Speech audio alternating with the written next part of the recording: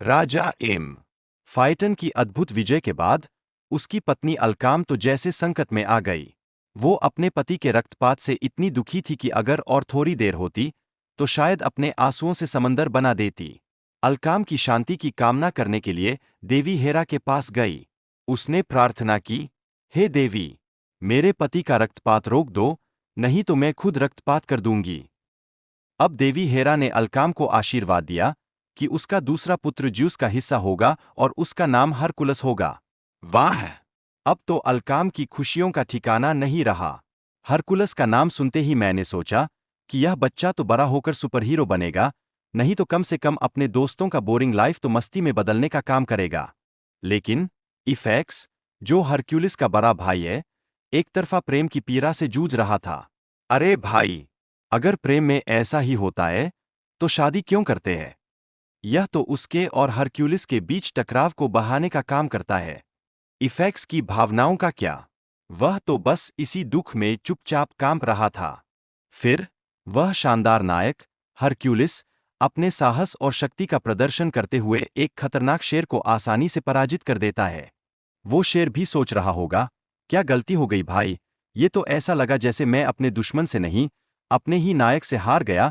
Hercules का ये कारनामा उस नायकी का सबूत था जो जनता के दिलों में राज करने के लिए काफी था। और फिर राजा एम्फीटस, जो हमेशा हरक्यूलिस से नफरत करता था, उसकी शादी के खिलाफ साजिशें करने लगा। अरे, ये क्या हो रहा है? राजा साहब, छोरा प्रेम तो कर लो। वह तो बस हरक्यूलिस को खत्म करने की योजना में लगा रहा। ये तो वही बात हुई जैसे कोई कहे, अरे यार, मैं तो अपनी बचपन की बाकी गर्लफ्रेंड को भुलाना चाहता था, पर वो ही पीछे पड़ी है। हरक्यूलिस की माँ ने उसे बताया, बेटा, तुम कोई साधारण इंसान नहीं हो, तुम तो देवता जूस के हिस्से हो। यह सुनकर हरक्यूलिस का चेहरा तो मानो खुशी से खिल उठा। उसने कहा, तो ये सब मस्ती और ताकत मेरे खून में ही है? यकीनन, यह जानकारी उसकी पहचान के लिए बहुत महत्वपूर्ण थी। किसी को खुद के लिए ऐसा सुनने में मजा तो आता ही है। फिर एक दिन हरक्यूलिस और उसके सैनिकों को एक अचानक हमले का सामना करना पड़ा। आधे सैनिक मारे गए और हरक्यूलिस तो यह सोचकर परेशान था कि अब तो कोई उसे बर्थडे पार्टी देने वाला भी नहीं बचेगा। यह घटना तो युद्ध की वास्तविकता को उजागर करने वाली थी। लेट्स फेयर इट, ये कॉलेज के ग्रुप प्रोजेक्ट की तरह लग रहा था। तब सोटर ने अपनी चतुराई से हमलावरों को धोखा दिया, जिससे वह और हरक्यूलिस बंधक बन गए। अरे वाह! ये तो जैसे फिल्म के स्क्रिप्ट में मुड़ने वाला पॉइंट है। इस चालाकी से उनकी जान बच गई। भले ही बंधक बनना अच्छा नहीं, लेकिन याद आया कि ऐसे ही तो वे मजेदार स्टोरीज बनाते हैं। क्वीन अल्कमीन अपने बेटे हरक्यूलिस की मृत्यु पर शोक करती है।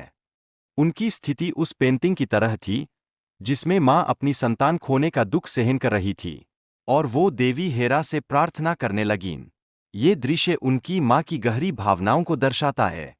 लेकिन साथ ही मेरे सवाल का जवाब भी मिल रहा था, क्या ये सारी घटनाएं रियलिटी शो के लिए लिखी गई है? हरक्यूलिस ने अपने स्वामी से स्वतंत्रता की प्रार्थना की, जिससे उसे ग्रीस में लड़ाई का मौका मिलता है। यह उसकी दृढ़ता और संघर्ष का उदाहरण था। वो सोच रहा था, मुझे लड़ाई करने का मौका चाहिए, क्योंकि मेरी तो जिंदगी में यही मस्तियों का टाइम है। हरक्यूलिस और सोटर ने मिलकर एक कठिन लड़ाई में जीत हासिल की। उनकी एकता और साहस ने इस चुनौती को पार करने में महत्वपूर्ण भूमिका निभाई। अरे भाई, अगर ऐसे ही चलता रहा तो ये तो एक ड्रीम टीम बन गई। हरक्यूलिस तो बस सही समय पर आ गया, जैसे फाइनल परीक्षा में आंसर की मिल गई हो। फिर हरक्यूलिस को उसकी मां की मौत और राजा एम फेइटन की क्रूरता के बारे में पता चला। उसने सोच लिया कि अब तो प्रतिशोध ही एकमात्र रास्ता है। उसका चेहरा तो एकदम ऐसा हो गया जैसे किसी ने उसे बर्थडे का गिफ्ट न दिया हो। अब तो ये बात उसके दिल में और भी गहराई से बस गई। गॉडेस हेरा ने हरक्यूलिस को उसकी असली ताकत का एहसास कराया और उसे अपने पिता ज्यूस की शक्ति का उपयोग करने के लिए प्रेरित किया। अरे भाई, हरक्यूलिस को अब तो पता चल गया कि उसकी ताकत कितनी शानदार है। भले ही कोई भी उसे न समझे, लेकिन देवी तो उसके साथ थीं। हरक्यूलिस ने राजा के खिलाफ विद्रोह किया और कुछ समय के बाद बंधक भी बना लिया गया। लेकिन ज्यूस की कृपा से उसे अद्भुत शक्ति प्राप्त हुई। आहा! यह तो ओलंपस का कोई मस्त भजन जैसा लग रहा था। हरक्यूलिस अब नायक बन चुका था। राजा मफिन ने हरक्यूलिस के खिलाफ अपनी सेना को तैयार किया। लेकिन कहाँ हरक्यूलिस की ताकत, कहाँ राजा मफिन की सेना। हरक्यूलिस ने अपनी ताकत से पूरी सेना को राख में बदल दिया। यकीनन, ये तो उस क्रिकेट मैच की तरह था जिसमें एक टीम ने पिच पर सभी को ध्वस्त कर दिया। फिर हरक्यूलिस और राजा मफिन के बीच भयंकर युद्ध हुआ। हरक्यूलिस धीरे धीरे विजय की ओर बढ़ रहा था। यह युद्ध तो मानो वेग के साथ चल रहा था, जिसमें हरक्यूलिस कभी कभी अतीत के गूढ़ और अंधकार में खो जाता था। भाई, जब जीत नजर आती है तो सबका चेहरा भी ऐसा हो जाता है जैसे उन्होंने पूरा बुफे खा लिया हो। आखिरकार हरक्यूलिस ने अपने भाई इफिक्स के द्वारा मारे जाने के बाद पहले उसे और फिर अपने पिता को भी मारकर प्रतिशोध लिया। यह तो जैसे किसी फिल्म की सबसे बड़ा क्लाइमैक्स हो।